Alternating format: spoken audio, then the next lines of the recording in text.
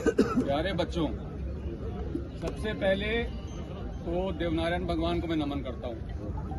ठीक है, गिरिराज महाराज की, ठीक है। और इससे पहले आपके आने के पहले सारे लोग आगे के ट्रैक से कोई नहीं बचा, सबको लिया है सर, जिम्मेदारी से लिया है। देखो, जो सबसे बड़ी जो बात थी और जो कर्नल साहब जो देके गए हैं अपने समाज को, वो इतनी बड़ी चीज देके गए, मैं कहता हूँ ना पहले कभी कोई देके गया और शायद आगे भी कोई नहीं देके जा पाएगा। मानते हो इस बात को? एक तरीके से समाज के लिए भगवान के बराबर का दर्जा है उनका, जिस तरह से संघर्ष किया और जो देके चले गए। कई बार हम मांगते रहते हैं, प्रयास करते रहते हैं, मिलता नहीं है, लेकिन उनकी रणनीति ऐसी थी, उनकी पकड़ ऐसी थी, उनका रुतबा ऐसा था कि वो काम करा के गए। ठीक है, इसीलिए हम सभी आज उनको बहुत सम्मान देते हैं।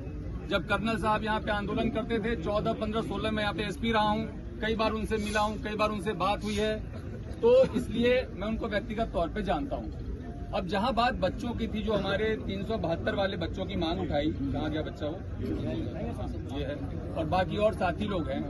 एक बात बड़ी छोटी सी और मोटी सी समझने वाली थी कि हम लोग यहाँ पे 372 पद पे नौकरी मांगने के लिए ही तो आए थे ना, कि जो हमारा अधिकार है हमें दे दो, जो हम मानते हैं हमारा अधिकार है।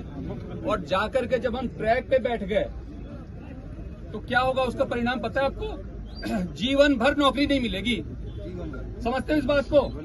रेलवे एक्ट का मुकदमा लेगा तो जीवन भर नौकरी नहीं मिलेगी, तो हम कर क्या रहे हैं? और मैं इसलिए वहां से चल के आया। बात ये थी कि पुलिस को नहीं जाना चाहिए, लेकिन मैं इसलिए चल के आया कि ये बच्चे अपने लिए कर क्या रहे हैं। और मैं धन्यवाद देता हूं प्रधान जी का, मैं धन्यवाद देता हूं प्रधान जी का कि इन्होंने सबसे पहले इस बात को समझा, वहां पे गए, आपको समझाया, और अधिकांश बच्चे तो मेरे ख्याल से आगे समझ के और बाकी को भी अब समझा के ले आए।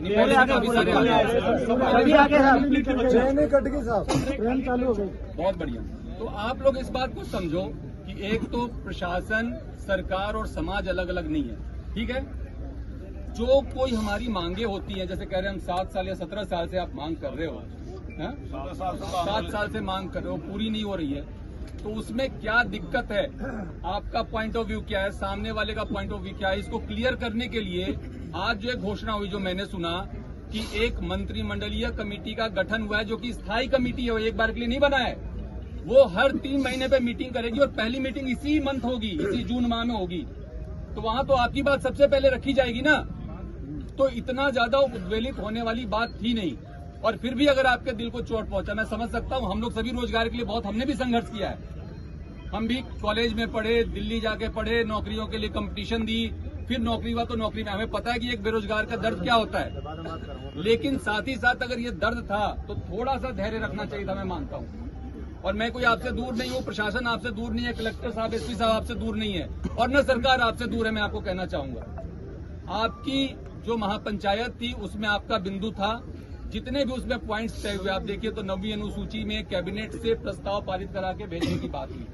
एक ये मन में हमेशा डर रहता है ना सबके कि कहीं हमारा आरक्षण खत्म नहीं हो जाए। ठीक है, तो वो 9वीं अनुसूची में डालने के लिए कैबिनेट से प्रस्ताव पारित करने की बात पे लेकर के सरकार ने अपनी सहमति व्यक्त की है, जो कि पहली बार हुआ। इसके साथ ही जो मुकदमे वापसी की बात है, जिससे हम सभी लोग परेशान रहते हैं, हमारे बच्चे परेशान रहते हैं, उसमें केवल बेलेबल ही नहीं बल्कि जो दूसरे जिसमें कि नोटिस दे करके भी कार्रवाई की जा सकती है, उसके भी डिस्पोजल की बात और सहमति दे दी गई है। देवनारायण योजना में आपके संघर्ष समिति के जो प्रतिनिधि जो आप नामित करेंगे, उनको शामिल करने की बात हो गई है। कैबिनेट सब कमेटी में जो मीटिंग होगी उसमें आपके प्रतिनिधि जो नामित होंगे उनको शामिल करने की बात हो गई है।